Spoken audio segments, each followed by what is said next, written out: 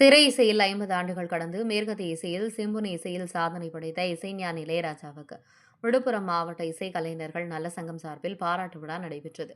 விழுப்புரம் மாவட்ட இசைக்கலைஞர்கள் நல சங்கம் சார்பில் திரை இசையில் 50 ஆண்டுகள் கடந்து மேற்கத்திய இசையில் சிம்பொனி இசையில் சாதனை படைத்த இசைஞானி இளையராஜாவுக்கு பாராட்டு விழா விழுப்புரம் கலைஞர் அறிவாலயத்தில் நடைபெற்றது.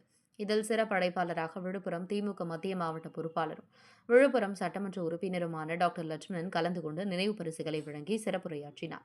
இந்நிகழ்ச்சியில் திரைப்பட பாடகர்கள் ஹரிதா, புருஷோத்தமன், ஹர்ஷிதா, வீரபாண்டி உள்ளிட்ட பாடகர்கள் இளையராஜா பாடலை சிறப்பாக பாடி அவருக்கு புகழ் மாலை செலுத்தினார்கள்.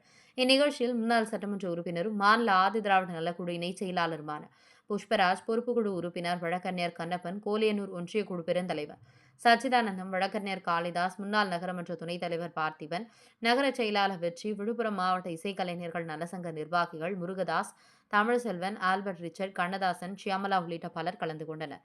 விழுப்புரம் செய்திகளுக்காக வசந்தகுமார்.